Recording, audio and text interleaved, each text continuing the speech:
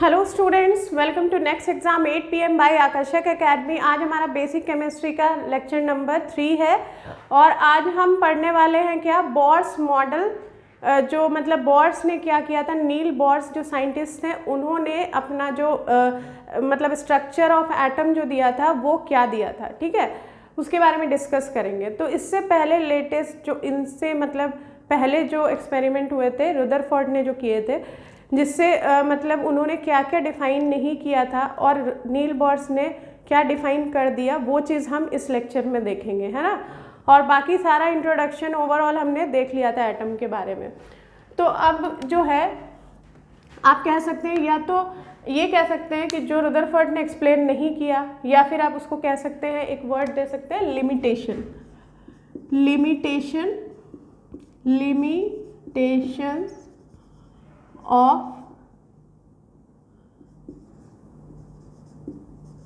Rutherford model, ठीक है। उनका मॉडल असल में क्या था, कुछ मॉडल उन्होंने यही बोला जब न्यूक्लियस का भी हो गया था इन्वेंशन, ठीक है।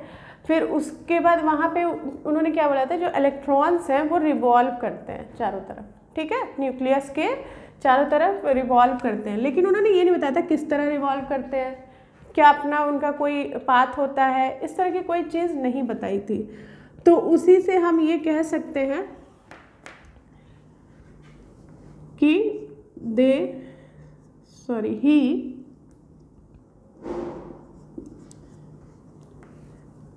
could not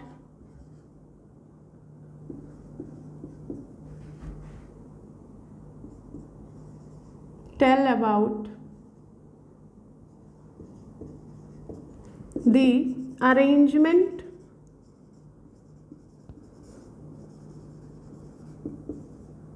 and placement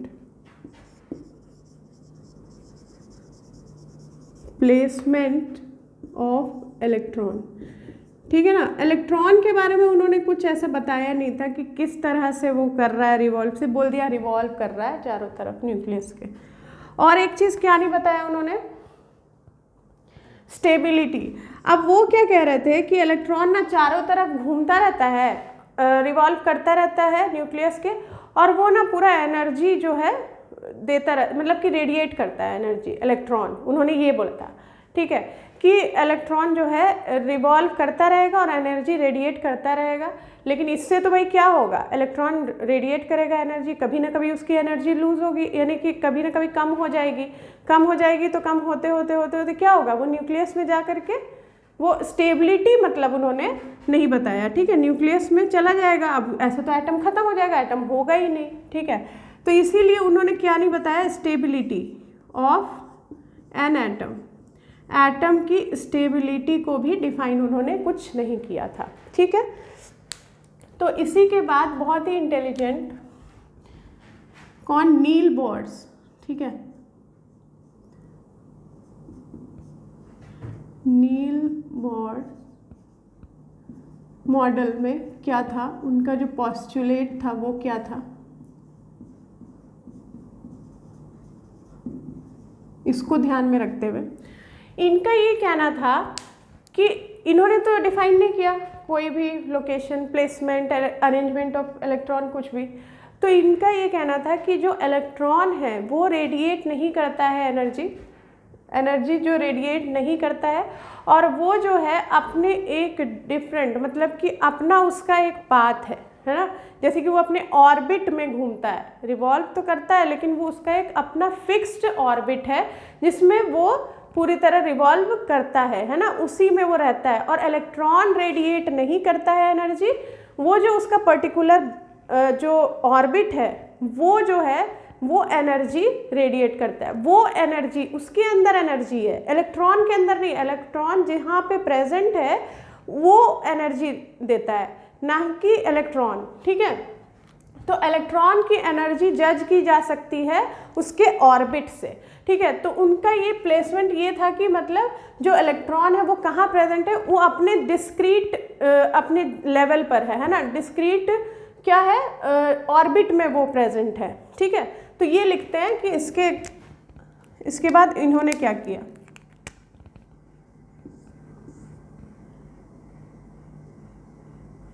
इन्होंने क्या बोला, इलेक्ट्रॉन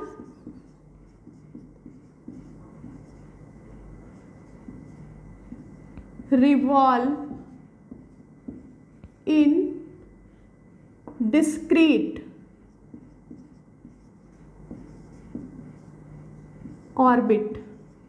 देखिए डिस्क्रीट का मतलब ये है अपना एक सेपरेट उसका ऑर्बिट है, ठीक है ना, ये है। और सेकंड, स्टेबिलिटी ऑफ एटम के बारे में उन्होंने क्या बोला, यानी कि जो इन्होंने डिफाइन नहीं किया वो क्या था, कि उन्होंने ये बोला कि एनर्जी जो है वो ऑर्बिट की फिक्स होती है, ना कि इलेक्ट्रॉन रेडिएट करता है energy.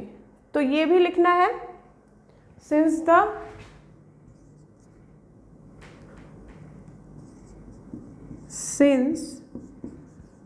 The energy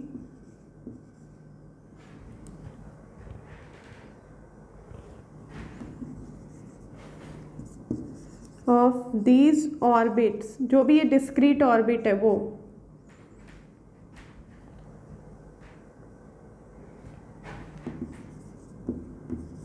is fixed,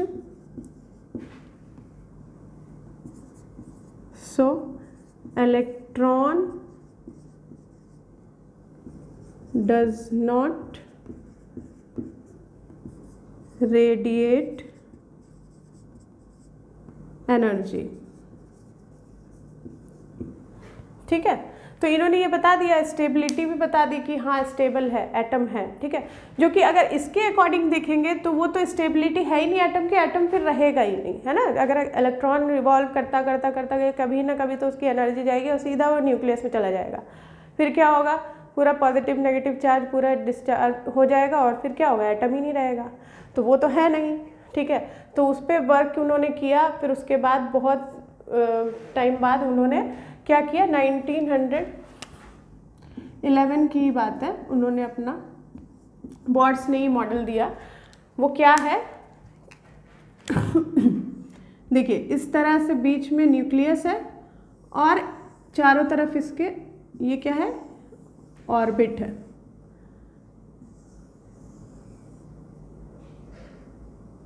ठीक है। ये ऑर्बिट है। तो इसी के अंदर, ये मैंने बनाया भी था लास्ट लेक्चर में, ये क्या है, न्यूक्लियस है, ठीक है। और इलेक्ट्रॉन इधर प्रेजेंट है, इस सब में रिवॉल्व कर रहा है, अपना एक फिक्स है उसका, ये इलेक्ट्रॉन है, ठीक है। इस तरह से रिवॉल्व कर रहा है और उसकी एक पर्टिकुलर एनर्जी है, मतलब उस ऑर्बिट की, ठीक है, उसी में वो रहता है, उसमें ही रिवॉल्व करता है। तो न्यूक्लियस जिसके अंदर प्रोटॉन एंड न्यूट्रॉन है,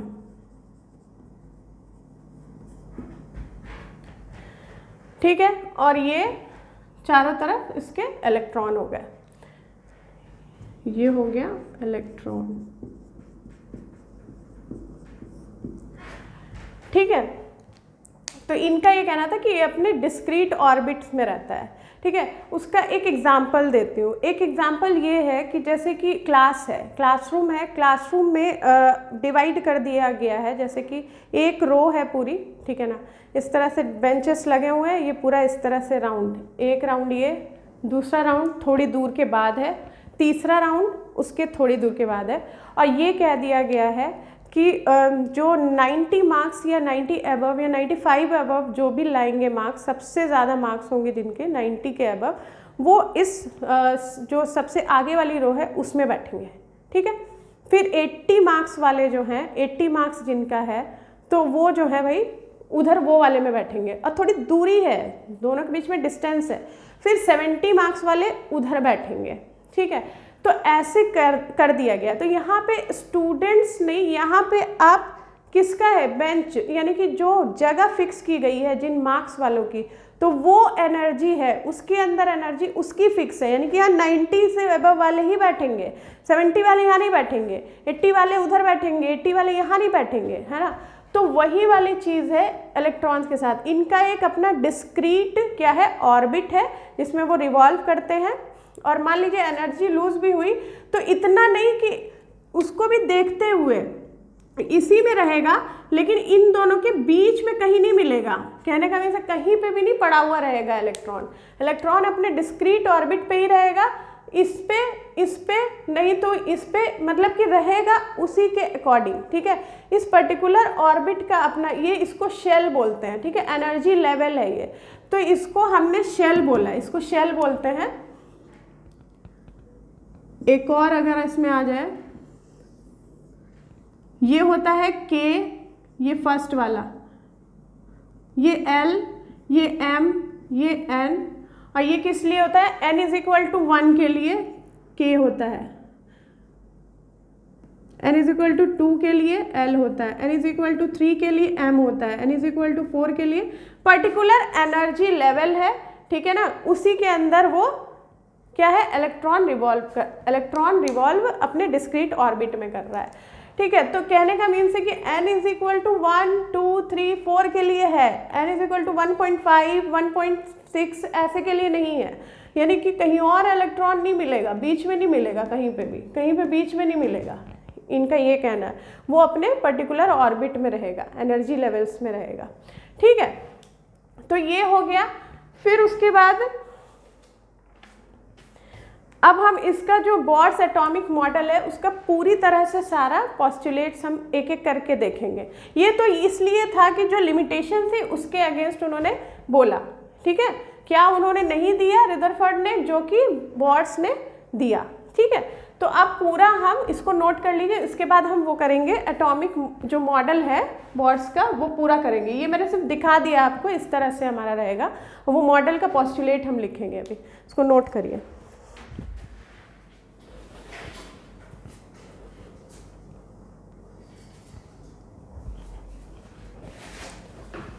ओके, तो अब हम क्या देखते हैं, बोर्स का जो मॉडल है एटॉमिक मॉडल, उसका हम देखेंगे पोस्टुलेट।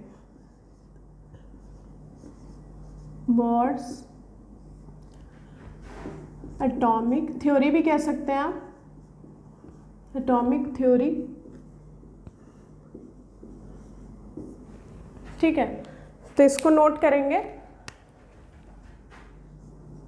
फर्स्ट है, in an atom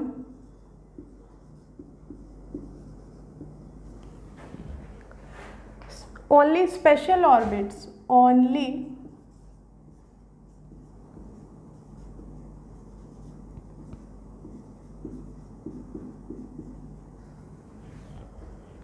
special orbits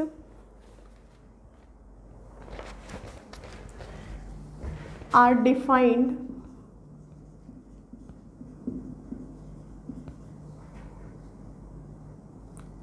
which are discrete in nature, in nature, ठीक है।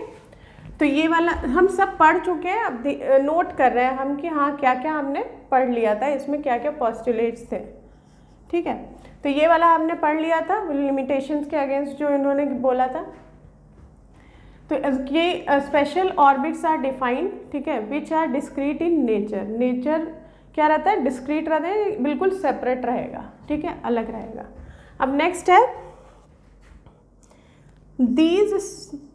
these discrete orbits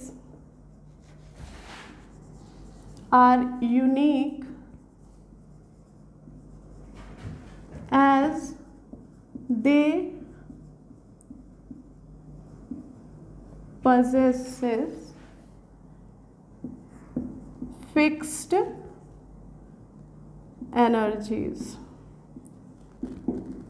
क्या है, मैंने एग्जाम्पल दिया था कि पर्टिकुलर जो वहाँ पे एग्जाम्पल क्या दिया था, स्टूडेंट्स जो हैं 90 अबव वाले ऐसे बैठेंगे ऐसे बैठेंगे। उसी तरह से ये डिस्क्रीट ऑर्बिट्स क्या है, यूनिक है। क्यों है यूनिक? क्योंकि ये एक इनकी फिक्स्ड एनर्जी है ना, इनकी खुद की फिक्स्ड एनर्जी है। फिर क्या है, they are called energy, they are called energy level. बताया था मैंने कि क्या है, एनर्जी लेवल होते हैं, शेल जिनको बोलते हैं, energy levels since electrons revolve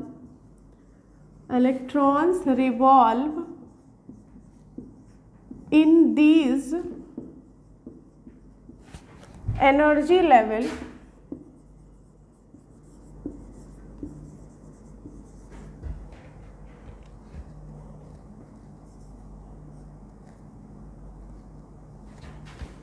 so their energies also क्या होंगी, फिक्स होगी। ठीक है, अब जब एनर्जी लेवल्स इसको कहा गया है, जिसकी जो डिस्क्रीट ऑर्बिट्स है वो क्या है, फिक्स्ड उनकी एनर्जीज है। इसकी वजह से क्या कहा गया कि जो है वो इलेक्ट्रॉन किस में रह रहा है, एनर्जी पर्टिकुलर एनर्जी लेवल्स में रह रहा है, इसीलिए इलेक्ट्रॉन की भी एनर्जी फिक्स है उस हिसाब से। ठीक है, अब देखिए दीज एनर्जी लेवल्स